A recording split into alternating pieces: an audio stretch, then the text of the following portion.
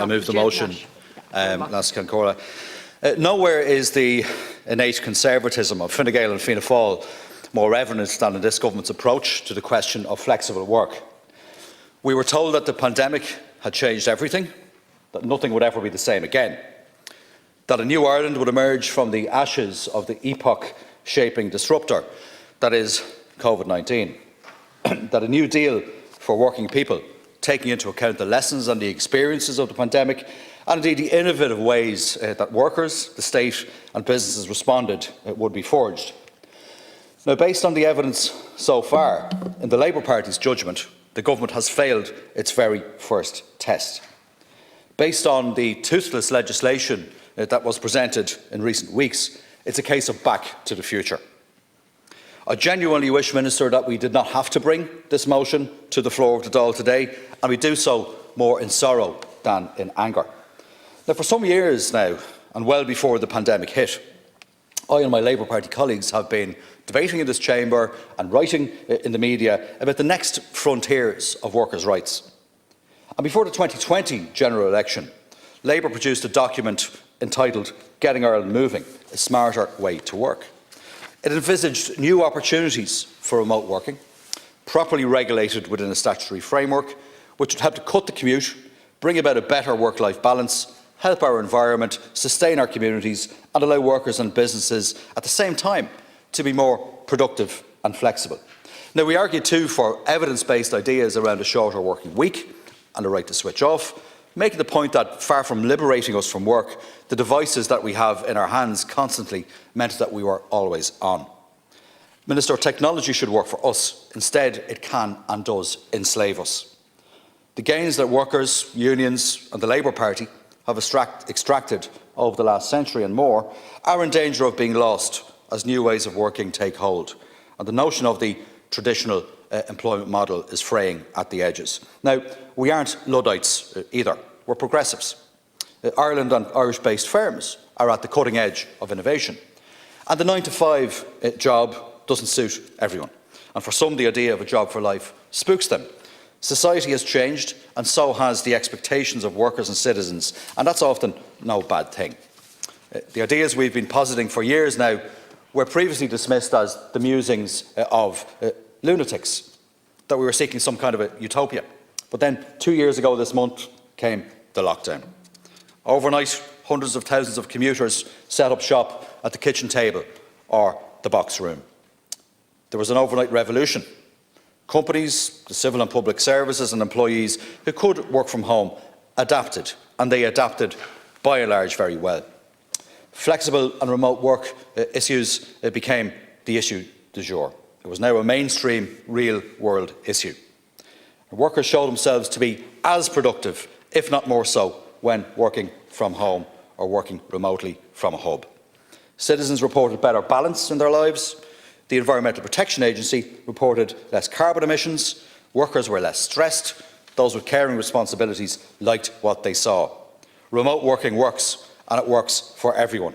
And what's more, the demand is there. The demand for remote working in Ireland is among highest in the OECD.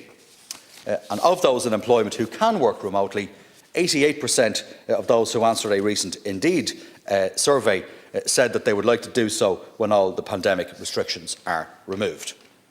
And consider this too, Minister. Searches for jobs in Ireland permitting remote work were 6 times higher in December 2021 than before the pandemic. I think that speaks for itself.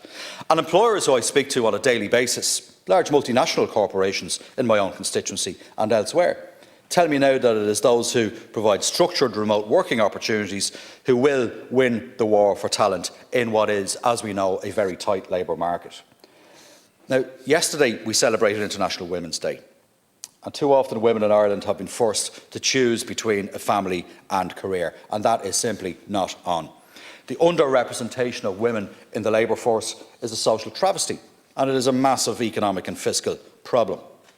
Greater access to the labour market for all citizens is crucial to our productivity and our overall economic and social success.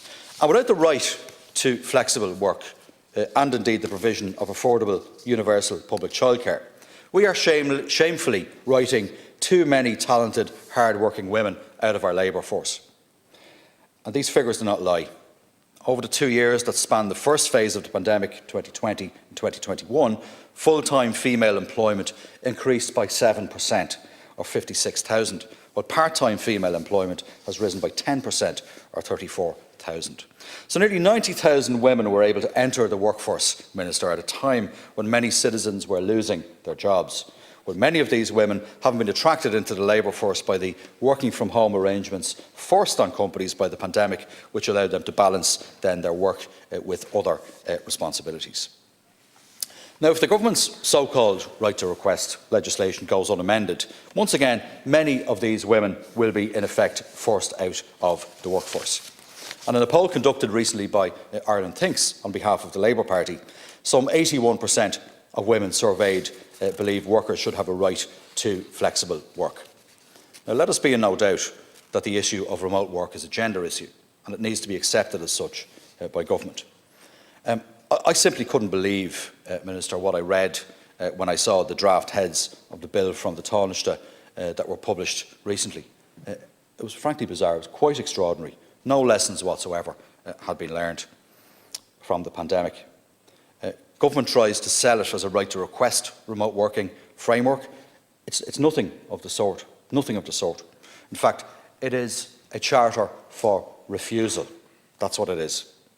It's toothless, it's anaemic, and it should be scrapped.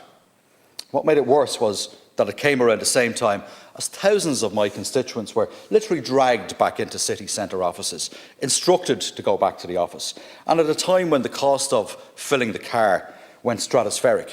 And indeed, almost in the very same week, where the National Transport Authority responded to me saying that they decided that now was not the time and they couldn't proceed with the promised flexible tax saver ticket that would respond to the needs of workers in the situation that we were in at present.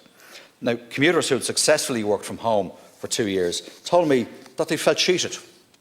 They felt absolutely cheated on so many fronts. The gains and the progress made over the last 2 years, they just counted for nothing. The draft legislation that the government produced says in effect that you could ask to work remotely, but your boss could tell you to go and whistle, and you'd have no right to challenge the grounds for refusal. That is frankly bizarre. This proposed legislation was even more favourable to the unenlightened employer than the laws proposed by the Tory party, and that's an objective fact, and legal academics have made that very point. And central to the success of a balanced legislative solution should be the idea that the recorded experience over the last 2 years should be enabled to be considered when a request to work remotely is to be made. Now, with my own experience in this field, I know that the concept of a defined reference period in employment rights legislation is well established. And I want to make particular reference to one piece of legislation that was recently passed in these Houses. And that's the Employment Miscellaneous Provisions Act of 2017. It's a prime example.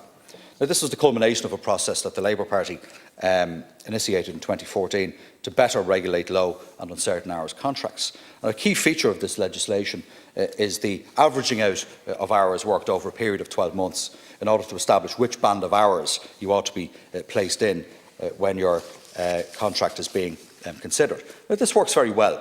And I say this, Minister, for this reason, because this approach needs to be adopted too in the context of the legislative and regulatory approach to flexible work, where a proven ability to work successfully from home over the last 2 years must inform this process. And without the consideration of those kinds of elements in a bill, then the bill will simply be toothless and will not work. The gains from the last 2 years cannot be squandered. Now, you'd be better off giving this frankly useless government bill a decent burial, accept this motion and the principles that inform it, and adopt indeed the draft legislation from my colleague Senator Marie Sherlock, if the government is serious about making remote working work for everyone. Now, as much as the government appears to want it, the clock simply cannot be wound back to 2019. Minister, the people and many good employers have moved on. I move the motion.